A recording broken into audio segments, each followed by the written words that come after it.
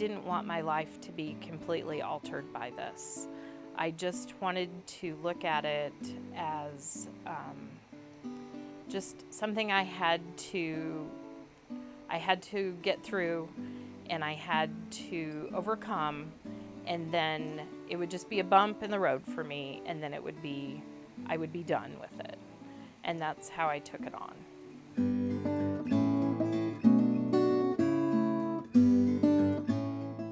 I had several things that showed up on that CT, an ulcer, gallstones, a kidney stone, and then they also said lymphoma. And for a minute, I sat there and I was like, okay, well, wait a minute.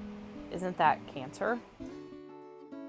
I met with Dr. Shakir, and I brought a friend, my sister, and my husband, so everyone else could listen and take notes, and then I could just absorb what was going to be my plan.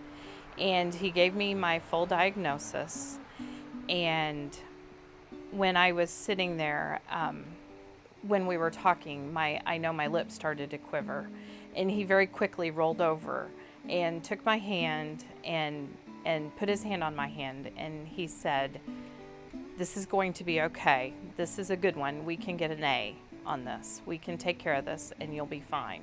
You'll get through this."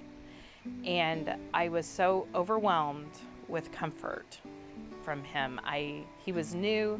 I didn't realize how new he was, but he was completely new to the cancer center, and he just was very, very warm and comforting for me. On TV, it always appears that everyone has their own chemo room and that it's all very private.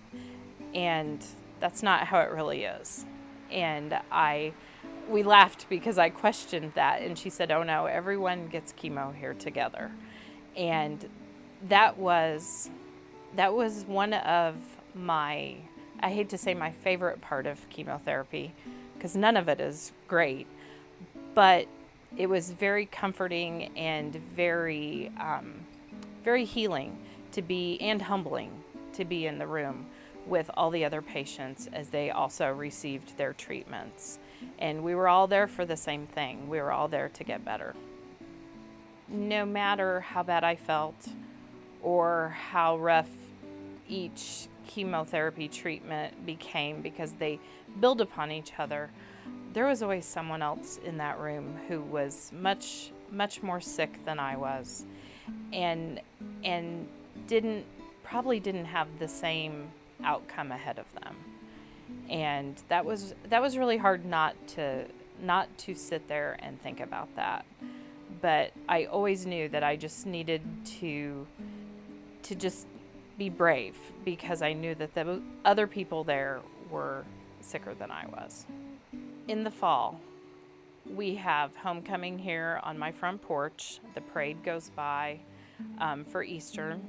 And my family also has, in October, we have a big family camp out, and I organize that.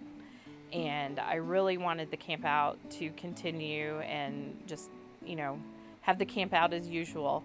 My chemo was scheduled on Thursday, and we left for the camp out on Friday. So I actually stopped at the cancer center with all of our equipment, and I got my Neulasta shot and a small lecture from Dr. Shakir on my way out of town.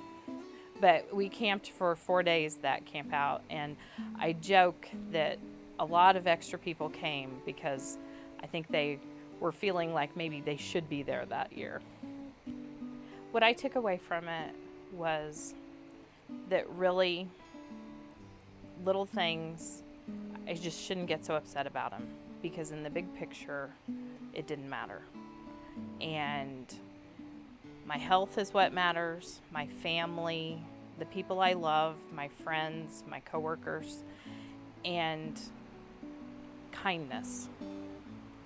People were so kind to me, and I have such a huge debt of kindness to repay.